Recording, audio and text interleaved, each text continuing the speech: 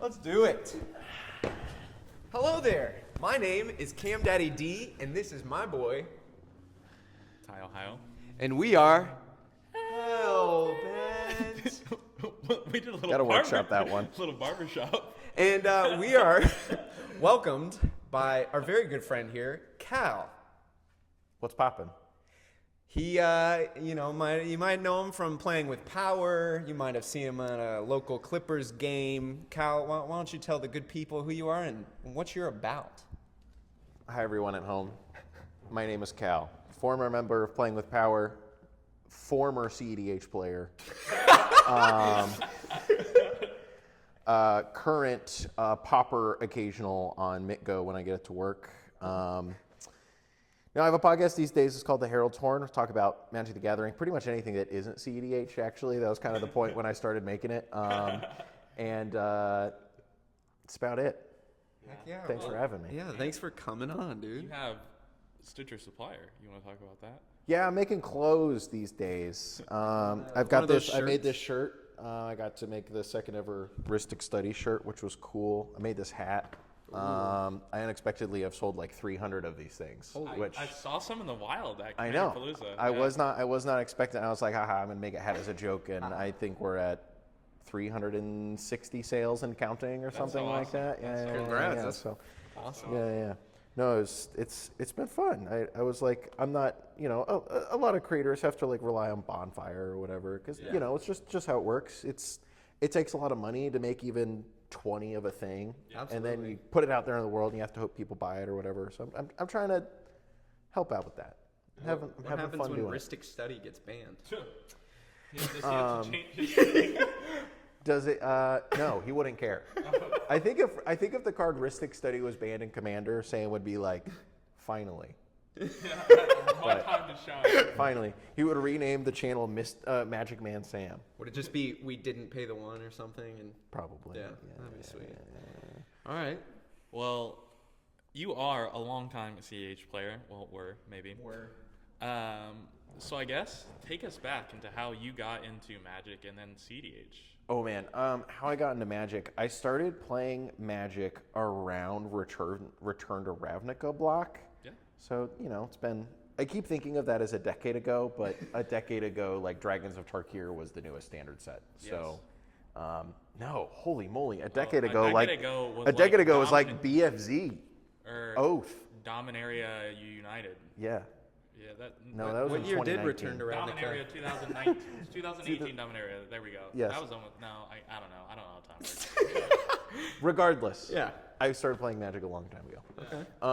Working at Subway. There was a guy at Subway who was really into Magic the Gathering, and he said, "This kid's weird." The rest is history. And when I first started, like high school, I started playing in early high school, and then at that time, 2012, 2013, 2014, 2015, 2016 maybe. Well, no, we'll get there. Like when I was in high school, you go down to the LGS, and what was going on was constructed formats. People, there was some weirdos who would show up on Sunday and play Commander around the draft pods, but it was like Tuesday night Legacy, Wednesday night and Thursday night Modern, Friday night Standard, Sunday Draft, like clockwork. Maybe a PPTQ, if you know what that is. Remember to take your back medication. PPTQ on Saturday afternoon or whatever, and because that's just what Magic was at the time, right? And so when I got into Magic, the guy I was playing with was into Commander and was like the most casual Magic player of all time, even though he was really into the game itself. He never stepped foot into a store, but I really latched onto playing Standard. When I started playing Standard, Dragons and like Fate Reforged were the newest sets. Showing up at FNM and getting my ass handed to me while playing like Blue-Black Dragon Control or whatever. Is this at like Comic Town when Comic Town was big, or where were you playing here? Oh no, I was in. I grew up in Grand Rapids, Michigan. Yeah. I'm from Michigan, Michigan guy. So I was at games, the gaming warehouse in the gaming Is warehouse. it still there? Do you know? Yeah, it's still there. That's The cool. Magic Comic scene has Town kind of isn't. evaporated, but Comic Town, Comic Town's gone. Comic Town's gone, Our dude. good LGS at the time is It's no long longer. gone. Yeah, no longer. They downsized and now they're gone. But anyways. Yep. But no, that was my start of playing Magic. Was like, Magic is competitive, or And whatever. Commander ruined Magic. No comment. Magic is competitive. I fell in with a group of guys who would, drive to wherever the PPTQ was within 3 hours every weekend, or go down to SCG Cincy or GP Detroit or whatever, and it's this group of college guys carting around their, 16-year-old buddy.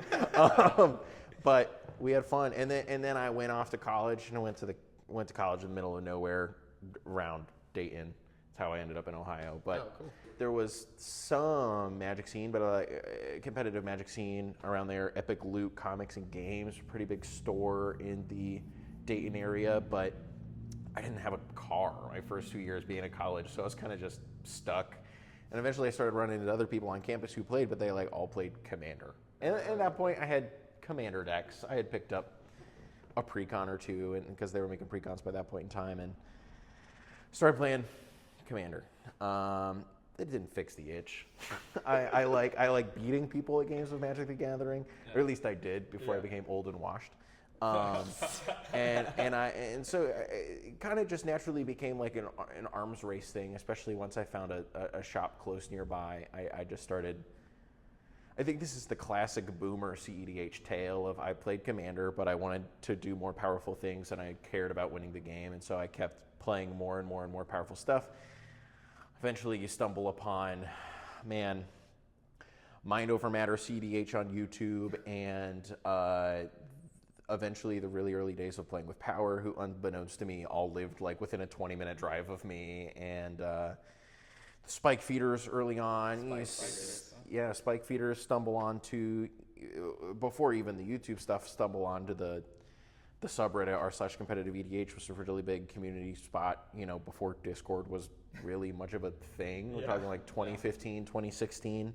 And then Kaladesh came out, and with the release of Kaladesh and Aether Revolt came my baby Rashmi, Eternity's Crafter, and I said to myself, you know what? It's time for Drago control to be a thing in CEDH. Because before that, I was playing Mormir Vig Hackball. There's some. I don't even think I know that Put that on card. the screen. Yeah. Yeah, can we get Mormir Vig up on the screen, please? So Mormir Vig is a 5-drop, I believe 2/2, 3/3, something like that. His power and toughness doesn't matter. Yeah. Simic creature. Whenever you cast a green creature spell, you Worldly Tutor. That's pretty good. And whenever you cast a blue creature spell, you reveal a top card of your library. If it's a creature card, you can put it into your hand. What? So if you cast a Simic card, Oh, picture you get to do this, both. you get to do both. So you get to de-tutor 4 creatures. Maybe we Woohoo! should bring it back. I was about to say, why is How this much not Right? what's the still cost played? of this card? It costs 5. It costs Oh, well, 5, that's dude. why. It's exactly. But I like play you're, Italian, so. you would play a really good creature or whatever. You're like, yeah, here's my Seedborn Muse. That's pretty sweet. But you could basically hack all of your creatures to be all colors, no matter what. Yeah, yeah. Pretty sweet. Playing stuff that no one plays anymore, and obviously. Boomer. But Bring it back, yeah. bring it back, You bring back are that our ball. favorite CDH boomer, yeah. and then anyways, I ended up playing Rashmi, and it was a fun type of puzzle trying to figure out how to make Drago control an archetype, which even these days struggles in one-on-one Magic, because you have to one-on-one with your opponent. A lot of times you're falling behind on card advantage, trying to do that game plan. Try to take that into a multiplayer game, and even if you go 1-for-1 with an opponent, you're actually 3-for-1ing yourself, because you're down a card, but 2 of your opponents are up a card on the 2 of you who are both down a card. It doesn't work. There's been lots of people that have tried, and Yes. decks that have tried to make this Yes. work in CDH. Most recently, like Nimrus and Talion. Yeah, it's like Nimrus and Talion were kind of for a long time, for people who are trying to make it happen, Rashmi was kind of the thing to try. Yeah. For those of you who aren't boomers, who don't know what Rashmi does, 2 blue, green, 3/4 legendary creature. Whenever you cast your first spell each turn, you may reveal the top card of your library. If it costs less than the spell that you cast, you may cast that card. Otherwise, put it in your hand. So if you reveal land, you draw it. Of course, you played every cantrip, obviously, because your card quality was so low.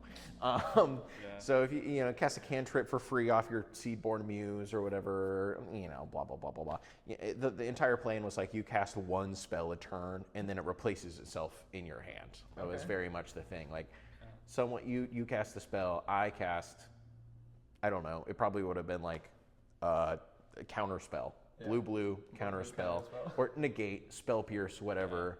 And I reveal the top card of my library. Oh, it was way before this, but let's just say Force of Negation. I reveal Force of Negation. I'll put it in my hand, right? Force of Neg. Yeah, exactly. Is this before people realized that Mystic Remora and Rhystic Study were super broken? Or did they know by then? Oh, this was, I think, most blue pilots played it, but there was really loud contingents of people who were like, I don't know, this card's bad. Why would you play Sphere of Resistance in your CEDH deck? Type of thing, right? Yeah. Before we got all the pushed designed for Commander stuff. Yes. Oh, true. So the games were slower. And it kind of started, but I mean, and it was never that good either. Like the biggest problem the deck always had, in addition to trying to do a Drago control game plan in a CEDH game, the problem was it was really hard to win. Which, granted, a lot of CEDH decks were really bad at winning the game then, because this was well before the release of Theros Beyond Death, which brought at the same time Underworld Breach and Thassa's Oracle. This was well before that was 2020. Wow. Yeah. Released right at the beginning of the COVID lockdowns. So I played so much sealed of that set on just Arena. Hulking to win then? Were we just like using Hulk to win? Or how were No, not even then, because well, yeah, Flash Hulkin was like a thing in the narrow window, obviously, when Protean Hulk had been unbanned and Flash was still legal. But for most blue decks, like Isochron Scepter, make infinite mana, figure out a way to kill people. That was very much a thing after the printing of Aether Revolt, which had Dramatic Reversal in it, which unlocked, obviously, that being a win con. That was really it. You could kill people. There was just like a lot of like weird, funky ways to make infinite mana. I was about to say, Yeah, Godo. Godo was a thing. Okay. Well, no, Godo wasn't really a thing until the printing of Dominaria, which had Helm of the Host in it, which wasn't until 2017, 18. Yeah. Okay. So like by yeah, sure, let's say in between 2018 and 2019, you could kill people with Helm of the Host stuff. Okay. ISO, but it was just like the premier win con at the time. If we're not in Protean Flash era, was definitely like ISO looping, which is nuts to think about now because It's like unplayable cards. unplayable Magic the Gathering cards now. Dramatic Reversal is seeing more You play. could do it. Yeah, it's a nice ritual. Yeah. Yeah. Post like ad nauseum and Yeah. Necropotence, it color fixes now that we don't have Dockside. Yeah. So people do like it. I've Yeah. been playing it rocks. I would believe it. Yeah. Very, very turnabout in Eternal Magic coded. Yeah, it is. It is. You're using it the same way. Yeah. So Yep. that's pretty cool. Anyways, Yeah, then we get to 2020. 2020 and cards designed for Commander. cards designed for Commander. Well, specifically, like there were, having been through it the whole time, there were, I think, far and away the two most influential sets on the direction of CEDH were Theros Beyond Death, which gave us the two premier win cons of the format to this day in Underworld Breach and Thassa's Oracle. Which is crazy that they were both They're released both in the same set, dude. You're telling me, and they work really well together too. Go figure.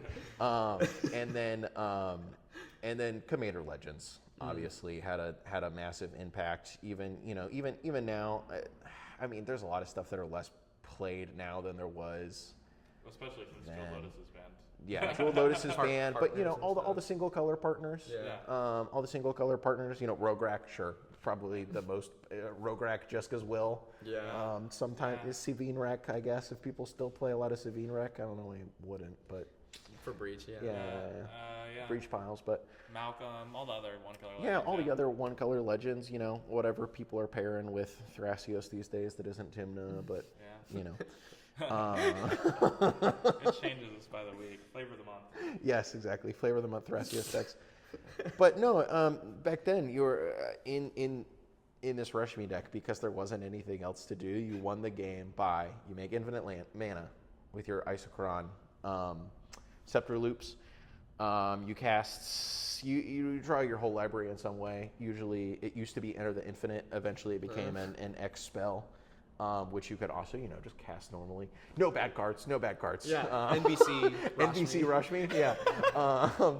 And then you would win the game by looping the spells Seasons Past. What is that? If you're unfamiliar, 4 green, it regrows stuff out of your graveyard and then puts itself on the bottom of your library. And so I don't even remember how Seasons Past works. I'm learning so much. Dude, I know. We're talking tech. Yeah, how people loop with green sun zenith now is the way that people draw their decks. Yeah.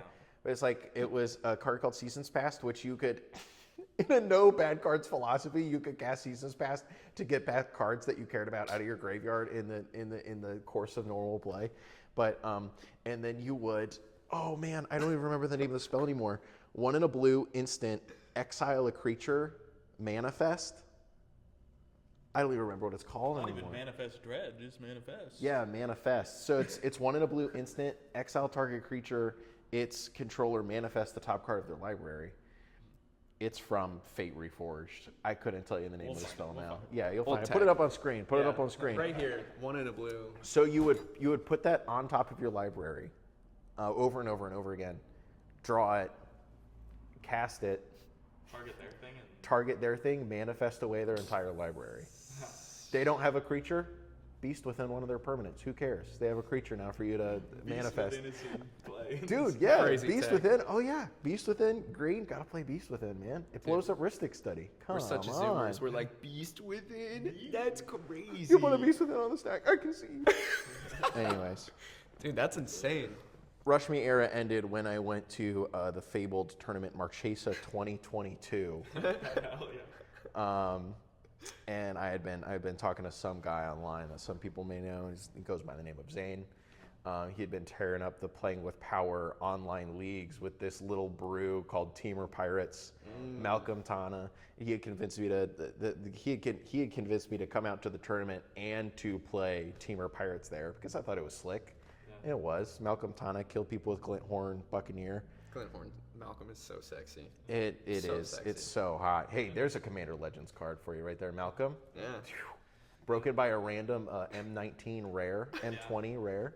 But they had the purpose of printing that had to be to break Malcolm. I don't know why it was in there, man.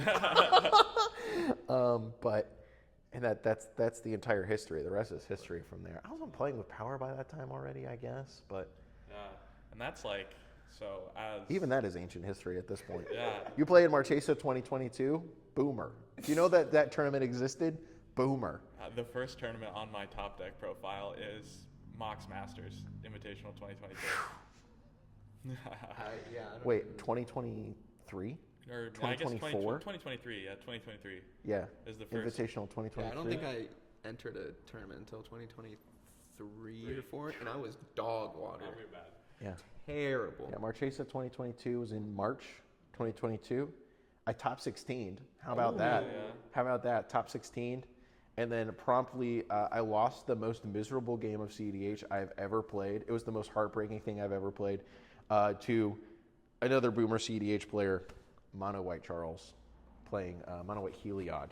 Oh my god. Hardcore stacks, killed us all with 2 1s. The old Heliod. Not Wheeliod. No, not notably. not Wheeliod.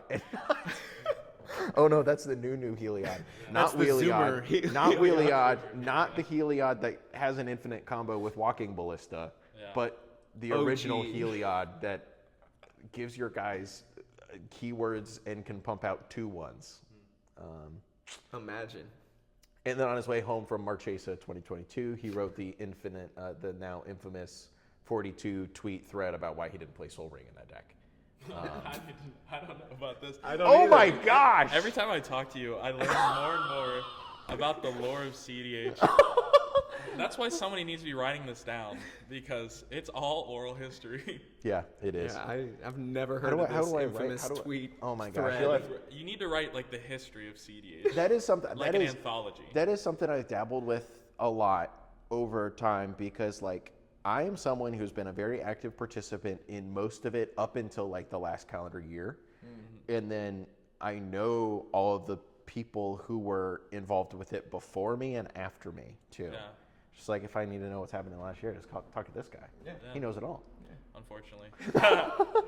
No, it is interesting, and like how the scene has changed and the people have changed. Sure. I feel like maybe a year or two ago there was like a turnover of like a lot of people. Yeah.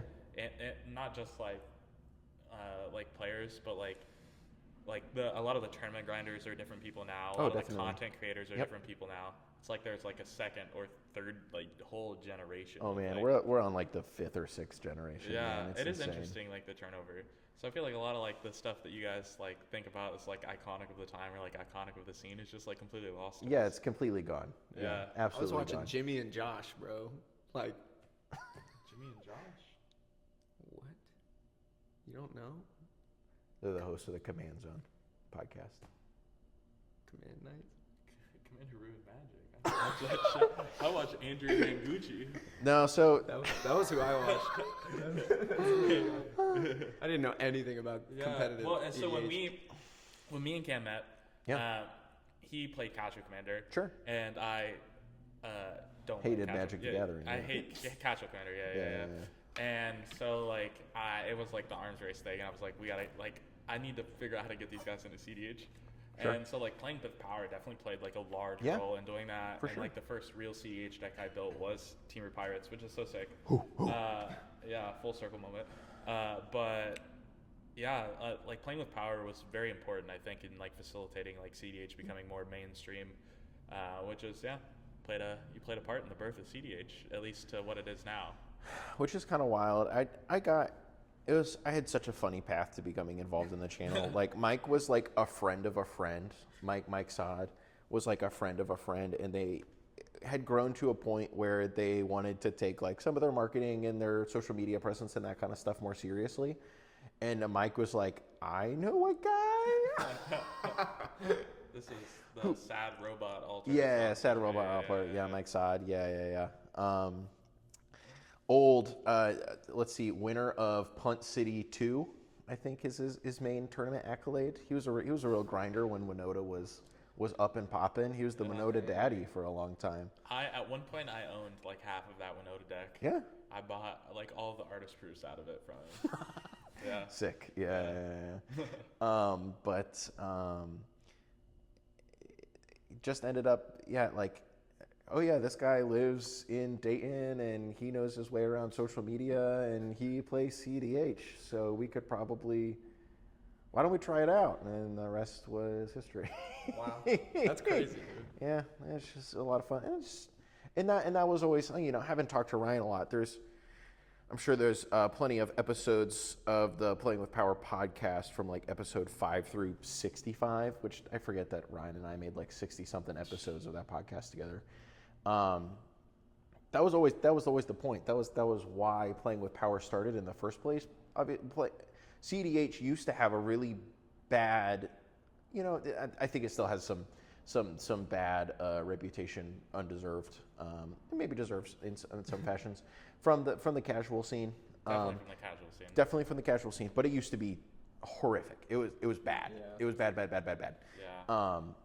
And the really funny part is that Ryan was a casual player who thought that like CDH was the hell's ass, like terrible. They're the monster under Ryan's bed who's gonna come pub stomp you at night, type of thing. And then Was that just because of competitive and casual when it mixed together, or what was the casual hate for command? a lot of the competitive casual, community? there was just like a boogeyman narrative of like CEDH is when there's a guy there's some ass who comes to your store and Just pub kills you stomps. on turn 3 or whatever, and then like laughs at you or whatever. Like that was Because that was before there was like, it was just competitive and casual kind of mixed.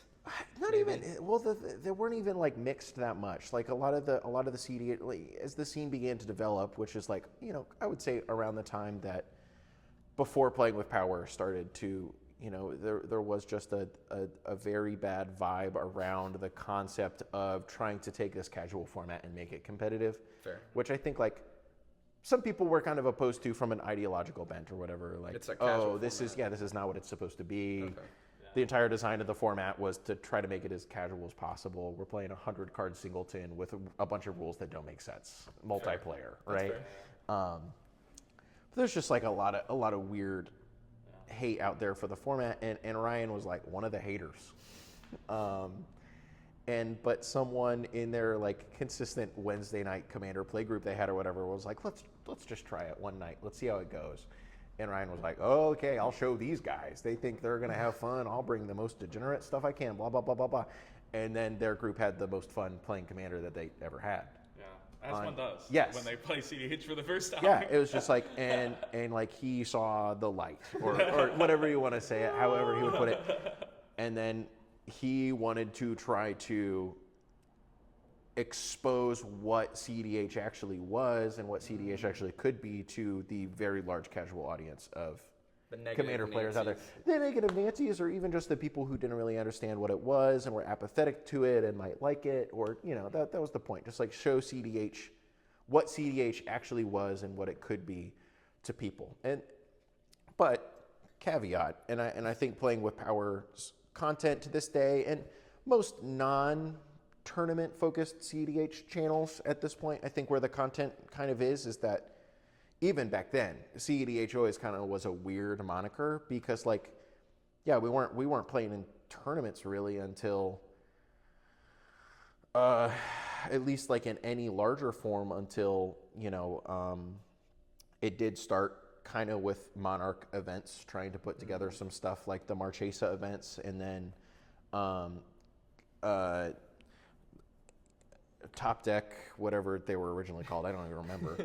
Eminence, yeah, Eminence came along and started doing their thing, and that really made the tournament scene of the competitive format more of a reality. But before then, it was very much kind of this ideal of like, yeah, we're chilling, we're playing Commander, but we're all doing really strong stuff and no one gets pissed off if someone wins really quickly. We're all trying to win, rather than it being like an actual tournament format, which I think always kind of, it colors the commanders you see on the channel and all that kind of stuff, which I think is still really common in the content space for not tournament stuff. But, a lot of tournament players realize that like Playing with Power or that kind of stuff like isn't really for them, which is true, because I don't know if it is.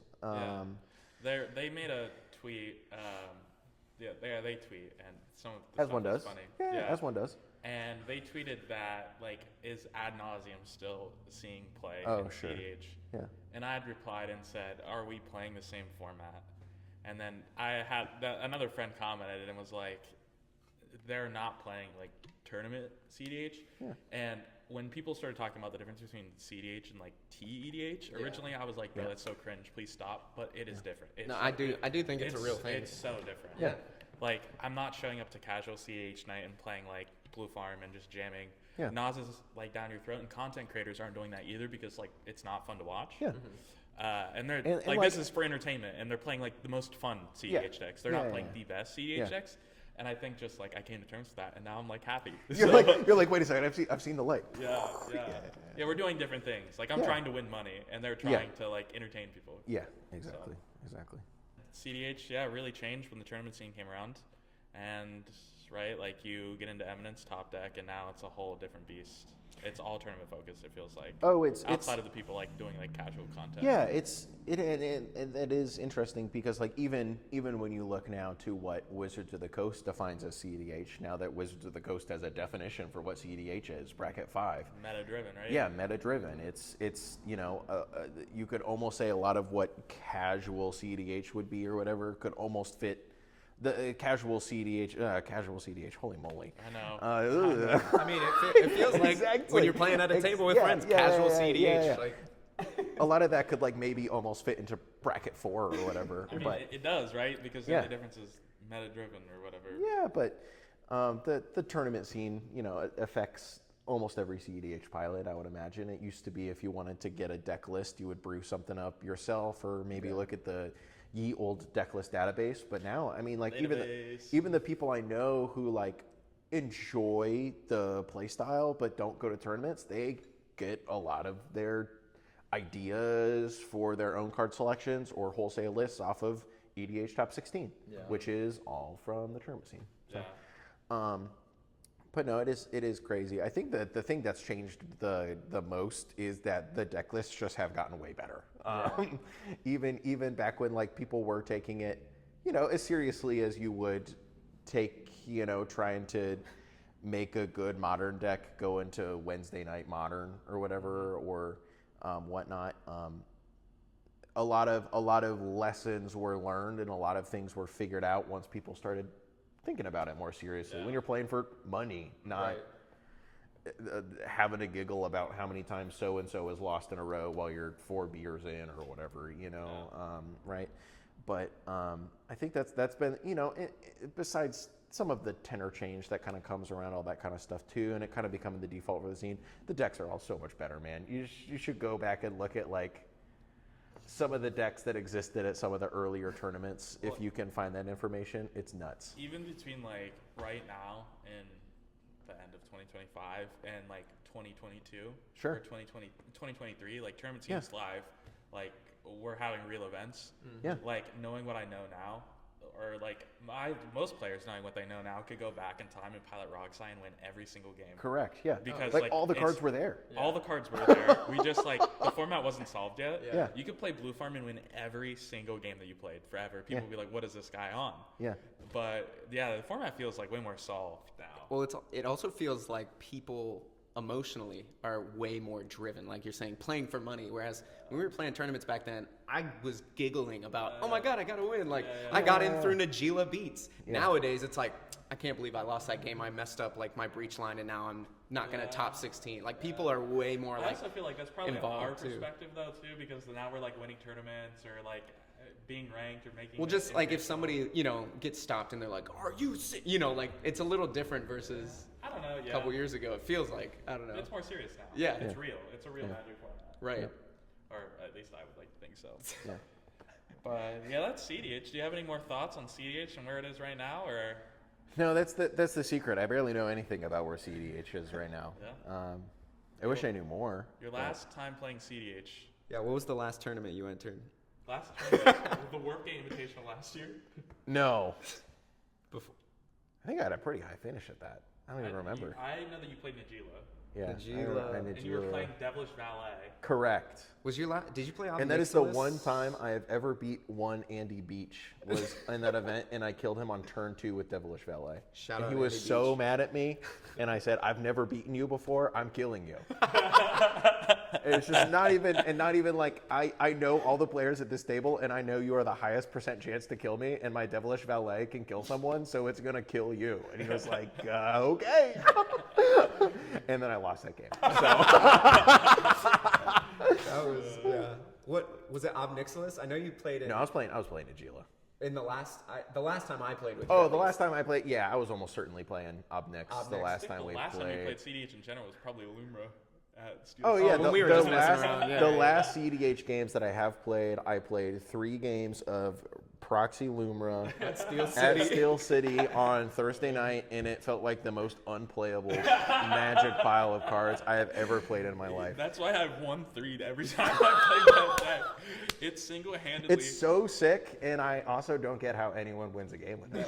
I don't. I played it recently at a local. I was like 11th on the ELO board, and Lumra single-handedly took me out of the top 50. It sent me to like 67. Yeah, no, Yeah. it is fun. I love that deck though. It lands seems so cool in CDH. No, it is. It's one of those things where like I would like to play more, but Yeah. What would you be playing right now if you had the chance to just pick up a deck, and what do you think would tickle your fancy, Cal? well, here's the kicker. I'm a content creator at heart. I like having fun. Yes. That's kind of the thing that I play a little less CDH now because it was kind of always like a hobby fun thing for me. Yeah. I've never really had the CDH dog in me except for like a period of like 8 months. Yeah. Or whatever. So I would probably I've always thought that like whenever I went back to playing again, it would probably be time for my Blue Farm arc because I've never played. Another villain is I think I have lifetime. I think played maybe 2 games of Blue Farm. Same. Yeah. And you probably won both. Probably. 1-1. Yeah, Yeah. it's just like, but realistically, I've always thought it'd be fun to bring out the old Teamer Pirates again, just to mess around with it. You know, have a little silly time, have a little fun time. Have some laughs, have some Yeah. giggles, some have gags. have a little laugh time, but also it's just most of what I've played of CDH for like the last 18 months when I got the chance was playing Obnixilis. The deck's bad, but They keep printing cards. I know They keep printing cards. I know. Even since I took it apart, like I took it apart right before Vegas, and even since this last Vegas, which was only a couple of months ago, they have printed like 3 more cards, which would definitely go Shadow of into the the deck. Goblin. Yeah, Shadow of the Goblin. It was like Black Mage's Staff and Final Yeah, Black Fantasy. Mage's Rod, yeah. But Busted it's Pauper card. it's not a good deck, but it Oh, it is wins. fun. I like the way that it really like flips the dynamic of a CDH game on its head. Oh, yeah. Where everyone's always playing, people play Talismans way less than they used to, but everyone has their City of Brass and their Mana Confluence and their All fetched, fetches, and people What did are. you kill me? What did you kill me with? That Obnix was at like an 11-11, and you doubled his power. And Oh, just I swung and played. killed That me. was the last CDH tournament I played, which was a random Warp Gate monthly. Yeah, I think. just for fun. Play, like, I Team finally Battle showed up. Rage on it? No, it wasn't Teamer Battle was- Rage. Please, its power is already a 4. It is a card from Dissension.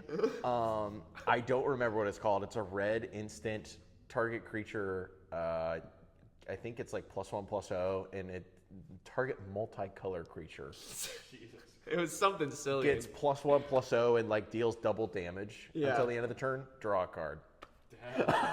He cooked me. And I killed him with it, and then I lost the game. Yeah. To Abi. That's right. Abi was on TNT. What's with you? You just suicided somebody out of the game. Yeah, Cal was like, I'm gonna kill you. To be fair, I think I had Squee Food Chain Yeah, presented you were like, playing a tally. So it was the you were right gonna move. win the game. But yeah. but yeah, then Abi just ended up I winning lost. the game. Yeah. Yeah. Snipe a player, lose the game. So I guess when you're not playing CDH anymore, what are you playing? A Dan enjoyer, a man of many written words with Dan. Yeah, we can talk about Dan. Yeah, I remember you left Dan with me and Brandon, and I got to learn. You left, Yeah. but left We left Dan the tournament. with In us. Dayton, Ohio. And Brandon was like, I'm gonna show you how to play Dan. Yeah. Super fun. It is fun. I'm Super fun. These days I'm in the really weird spot in this exact time in my life right now where I don't have the chance to play as much Magic as I would like to, because it happens. I'm an adult with a job and a half and a house and a wife and multiple things outside of Magic the Gathering that I'm invested in. I still love to think about Magic. I do it all the time. So like I get on. I don't get to do it as much as I'd like, but honestly, like I jam limited on Arena. It's just fun. New cube. I know, dude. A vintage on Arena Powered, will be yeah. live by the time that this goes live. I assume I Yeah. will be doing that. That's for sure. I would play a lot more MitGo if it worked on Macintosh, which is my daily driver. Yeah. I'm not smart enough to set up a virtual machine to play. No, I know. MTGO. Yeah, exactly. But I like to think about Pauper a lot. Yeah. I would play Pauper. I would play when a Windows computer was my daily driver 9 months ago or whatever. I was a Pauper League fiend on the down low. You wouldn't know about how bad I am. This guy's played against me at Pauper. He knows. But Poison Storm, baby. We played those like games of Poison Storm, and I'm pretty sure I texted you, but I played at Gen Con. I played in some Pauper Yes, tournaments, yeah. and I had paired into 2 Poison Storm decks in a row. And Yeah. I'm like, thank God. Yeah, Me and I Cal actually played, know like, what to do. 3 hours of Poison Storm, and I can yeah, beat like this Poison deck. Storm versus every deck you played. Yeah. Yeah, thank God I figured out how to beat the deck. But yeah, Pauper is so fun. Pauper's a lot of fun, but these days, not that much Magic. And the kicker is, I think if I did have more time for Magic, it probably would be CDH. Like, Yeah. if I had more, Saturday and Sunday afternoons opens to pop out to the Warpgate monthlies, that's what I would be doing. But Yeah. Notably playing Blue Farm, as you said. on file. We gotta make it happen now. Yeah. Well, and here's the secret is that like I sold all my CDH physical cards Same, yeah. at Vegas, because I needed to buy a car, as you do, and I hadn't used them for 8 months, and I had it all together, and so like, even if I wanted to like pop out to a monthly and play a deck right now, like I don't even have like the proxies to put together a full deck right now. That's what I gotta figure out. Staples. People. We do know people. I could just ask my community, but what's the fun in that? Yeah. Well, I think that is the fun. But and that's the thing that's kept me from playing more. But yeah, these days, Dan. I love Dan. Yeah. Dan. It's just a funny little fun way to play Magic the Gathering. Funny little fun. Funny, fun. I did learn a new format the other day. What was that? The Magic Pai-Gow. Oh, Pai-Gow, yeah. Yeah. I'm interested. It's watch the newest Clarion Community College video. It's like I'm playing this format. You open 2 packs and you like play a little game. Yeah. With them. What's the game? You make 5 piles of 3 cards each from the cards in the pack. You have infinite mana and 5 life, and then you just like play against the other person's 3 cards, and you like go like best pack. of best of your 3 piles. Yeah. It's Kind of cool. He had like Reed Duke playing it or something. And my goat, Andrew Mengucci. Yeah. He's my Magic goat. Him and Mike Long. I'm kidding. That's a pull for the Boomers. This guy. That's a pull for the Boomers. I don't know who that is. Exactly. Exactly. He's a guy who should be in the Magic the Gathering Hall of Fame. Oh, cool. That's all you need to know. He's the Pete Rose of Magic the Gathering. True. He would have loved CDH. He would have really Dude, loved he's CDH. playing Magic again. Is he really? Mike Long, yeah. Yeah, really? Is he showed up playing to- CDH? He showed up to like SCG Orlando or under something. a fake like, name, right? Or no? Somebody No. did it under a fake name recently. Someone did it under a fake name, but no, Mike Long was there, and apparently he was just like playing against people and then trying to like pitch him on whoever he was playing against. He tried to pitch him on his pyramid scheme. Hell yeah. Mike Long. Are you familiar with like the Here in My Garage Yes, guy? yeah. No They're idea. Best friends. Oh, really? They're actually best friends. You've never seen like I'm here in my garage. Anyways. That. There's a you're nice gonna little have to 2016 overlay the video. YouTube reference for you. But Does Mike this guy Long. leave his house? Mike Long. I don't have Twitter. You don't need Twitter to know Mike Long is before Twitter. So in the 90s, Maybe that's- Magic used to be I was born in '99. on like MTV and stuff. In early 2000s, Magic was on MTV. Yep. And like on On God? Yes, and ESPN. And ESPN. Yes.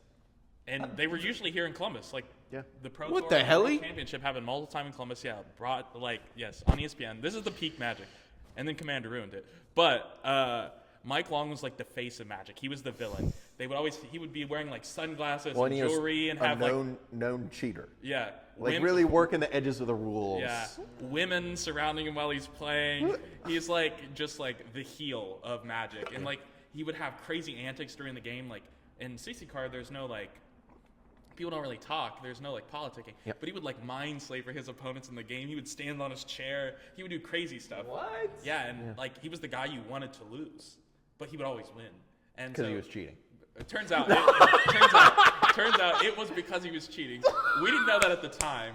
But like the antics and like the villain persona, Yeah. like I love that character so much, and like it really helped propel Magic in like when the Magic content was just watching coverage on ESPN or watching the stories that they made to go along, like the 60-minute or 30 for 30 type documentaries that like Magic produced. Like that character was really cool. I like the character of Mike Long. I don't like the cheater, but the character. I started with Commander, so Yeah, I know. I don't know anything. I'll send you a commercial. Yeah, so you send can me see it. some stuff. Yeah. I'll look into this. Yeah, he was. I'll get educated. Interesting guy.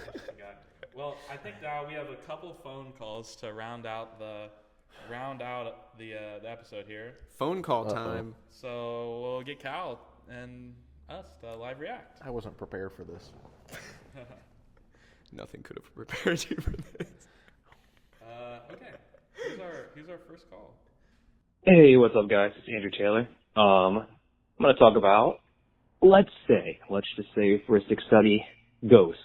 Do you think we'll see cards like, but not limited to, Abhorrent Oculus as like premier independent card advantage engines? I know we're seeing it in some other decks already, but there are some things it can do that I feel like aren't being explored just because on turn 3, or for 3 mana, I think people would rather play Heuristic Study than put a creature out that could be removed. But let's just talk about some of the things it can do. It synergizes with Breach, Yogg's Will, Shallow Grave, Goryo's Vengeance. You could put down a Necro and then Displacer Kitten, flicker the 2/2 creature, and then now have a Necro that you didn't cast. It adds the Cradle count. And then the coolest thing is turn 1 Elf, turn 2 Eldritch Evolution into it. It's pretty hot. So just give me your thoughts. Thanks for the call. Interesting. Thanks for the call, Andrew. What's your take? I guess first, is Heuristic Study getting banned, Cal? What do we think? I don't know, man. I have no Do you clue. think it should? If you were on the panel, are you voting to ban Heuristic Study? Unfortunately, I do hate that card. Yeah. Even though I'm a long-term blue mage, I've drawn so many cards off that card. It says so on your hat. It's true. I don't want to pay the 1. I let my opponents. My opponents have drawn a lot of cards off that card. I don't want that card banned because then people will stop buying my hat. Okay. Or we can do a whole like Save the Crew style art. Save Heuristic Study. For the non-Columbus or Ohio people, the Crew is our local soccer team, and the community forced the owners to sell it to somebody that would keep it here. We could do the same thing with Heuristic Study. Wait, we should do the same thing again because I hate the Haslins. I mean, yeah, my poor Browns. We should seize. We should do a Green Bay and seize ownership of the Browns. We own the Browns. Yeah. If we had to buy their new stadium as taxpayers of the state, we should seize control of the Browns organization. So I think someone wrote about this before. You may have heard of the guy named Karl Marx. In this, no, I'm kidding. So Heuristic Study, I've thought about that card for a really long time because I've never liked it very much. It ruins a lot of games of CDH and a lot of games of Commander. As a CDH player, this is kind of a weird new window that, it is crazy to me that I heard Gavin Fairhay on a stream be like, hey, CDH players, what do you guys think about this card being banned in the Commander format? Because we want to hear what you think. When, for the vast majority of the time I've been a CDH player, the assumption and the operation you were working from is that was never going to happen because it was explicitly a casual format by casuals for casuals type of thing that we were breaking on purpose because it's fun. Yeah. But that was like outside of the purview of the rules committee originally by their opinion. It was cool to hear that they finally acknowledged it. Yeah, they banned Flash. They banned Flash for us. Yes, they banned Flash. Which was like the only other time they've really acknowledged. That was basically the only time that because it was just breaking. Yeah, it was CDH really so good. bad. It was really good. So I struggled to think about like a card like Heuristic Study being banned without thinking of it from the casual perspective, because that's where I would assume the ban would be coming from, right? For sure. And I would not miss Heuristic Study in any casual game of Commander I have ever played. I was about to say, even in casual, I just hate seeing a Heuristic Study. So. But I personally, this is what I think with the ban of Heuristic Study. I think Heuristic Study is a good card. It's a great card. And people have talked about banning Thassa's Oracle too. And I think that's a good card. Yeah, sure. There's been many such cases in Magic where busted decks get cards banned, and then we find out doesn't matter that we should have never been playing those cards anyways. Yeah, sure. And I think that decks just don't need to run Thassa's Oracle. It's Oh specifically yeah, Thassa's sure. Oracle Specifically doesn't Thassa's matter. Oracle. Yeah. If Thassa's Oracle is banned tomorrow, the format does not change at all, except maybe Pivot is bad. Yeah, there's like some, the decks that Demir X decks that don't contain red or whatever can't Oracle people anymore. That's kind of the difference. But I just think that simply brain freeze loop people and kill them. If both are banned, Blue Farm's the best deck by so far. It's not even funny, and it just stays that way. And that's always been like, I get why people have like a taste to ban Heuristic Study, because it is miserable. It's not fun to play against. Oh, I love it. Well, fair enough. I also think about everything from a content perspective, unfortunately. Yeah, no, that's like... But And I think a lot of people, everyone has their good beats and their bad beat stories about Ristic Study where it won you the game and then you're also convinced it lost you the game, all that kind of stuff. Yeah.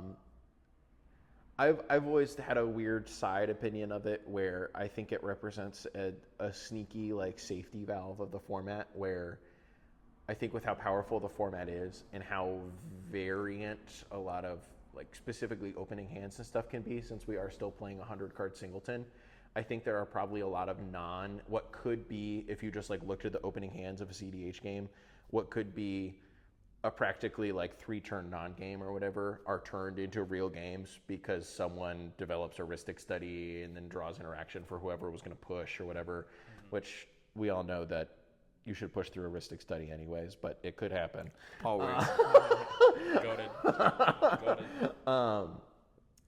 And my like sneaky back of my mind fear has always been that like if one of the big draw engines like Ristic Study or even Mystic Remora or whatever were banned, the actual potential problematic outcome would be parasitic decks getting like that much worse, or turbo decks who just want to shove getting that much better. Yeah. Which is not great from a fun perspective or from like a tournament perspective. Yeah. But I don't know if that's cope or if that's real at all. I think that like the hallmark of a good Magic format is when Tempo is the best deck. Sure. Legacy's in the best spot when Delver is the best deck. Yep. And CDH is in the best spot when Blue Farm is the best deck. CDH has never been healthier. I don't know. No, Rogsa is probably the best deck.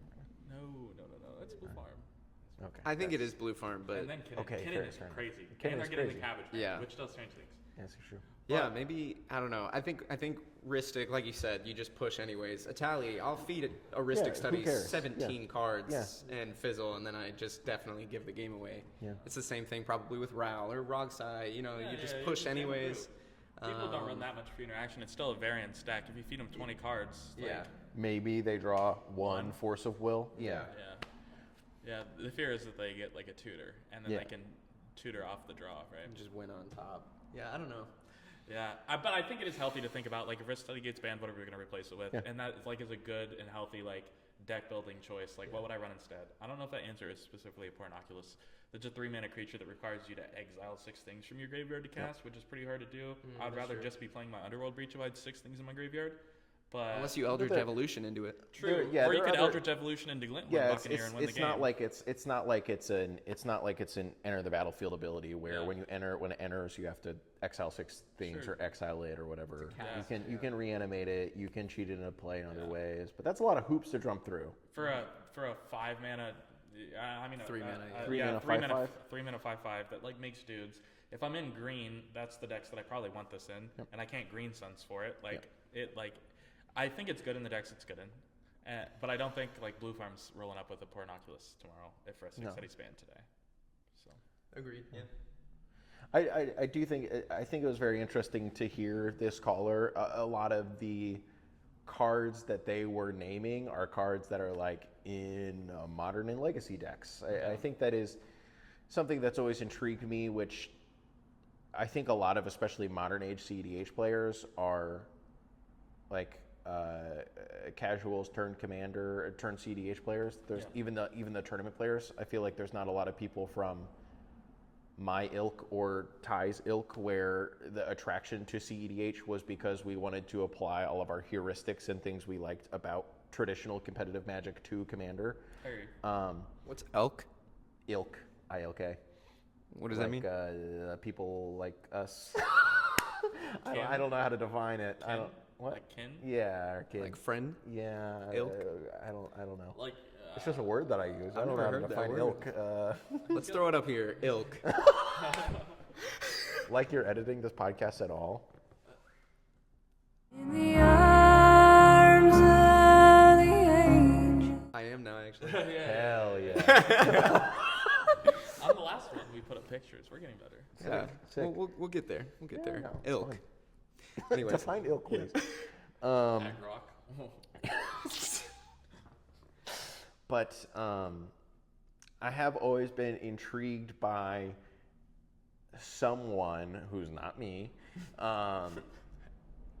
trying out and doing some work to figure out like if there is any like classic 60 card format staples out there that maybe just no one ever tried to cast into a CDH game and see how it feels. Like, you know, like I have always been more surprised that there isn't a little bit more of a taste out there to try to do some traditional reanimator stuff in CDH or that kind of stuff, right? Us, so that's like the thing That's to hit. true.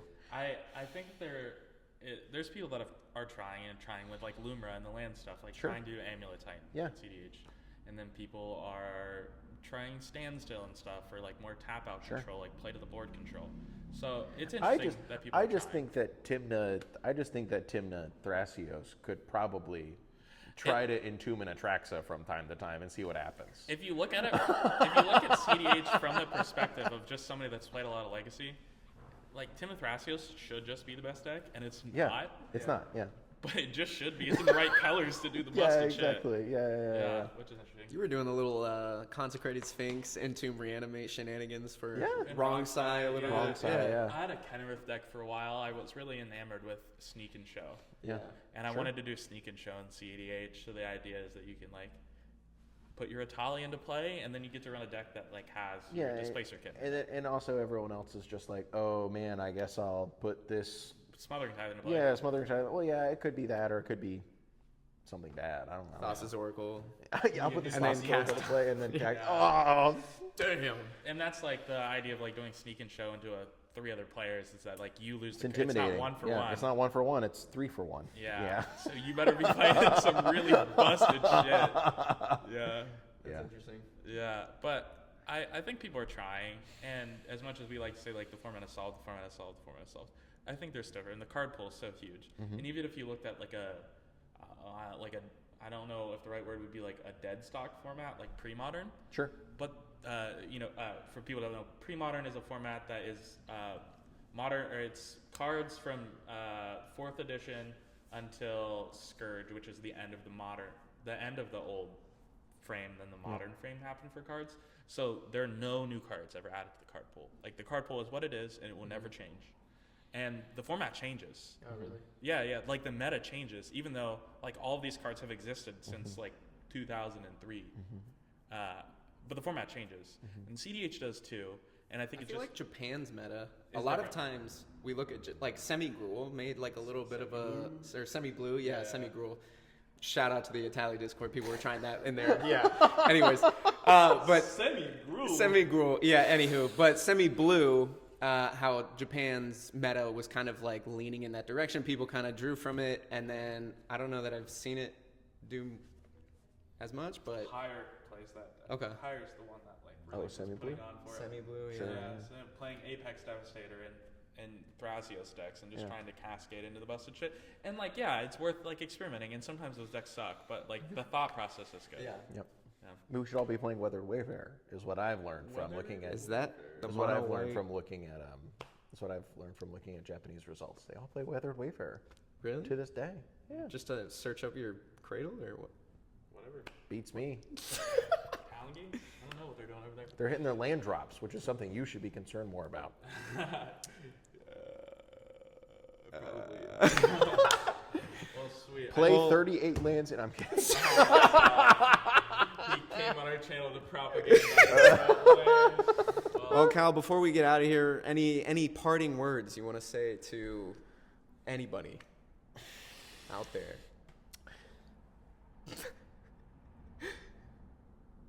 Yeah, play the Dan format. It's called Forgetful Fish. 80 cards, 10 Dan. It's a blue 4/1 with Island Home, which means it cannot attack the defending player unless they control an island. And if you do not control an island, you sacrifice it. 8 memory elapse, a bunch of other random 2 of blue cards. And the entire name of the game, it's like a weird tempo control mirror, where since it's a shared deck format, you both kind of are trying to control whatever card is on the top of the deck. Since memory lapse is basically the only interaction in it that's not creature removal, all the countered spells just go back on top of the library. You get to have a fun fight over who wants to draw those. or you can like put shit cards on top of the library before your opponent's draw step if you're really desperate. You should look it up. It's called Forgetful Fish, designed by Nick Floyd.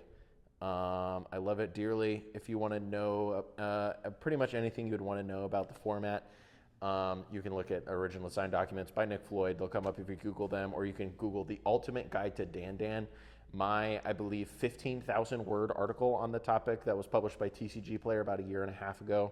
Dang, that's Includes tips and tricks about a lot of my thoughts about the original deck list, how you might want to change it, what kind of stuff you could look for or look to if you're trying to build your own Dan Dan deck with your own customizations, what I think matters to keep the same, what I think is good to change.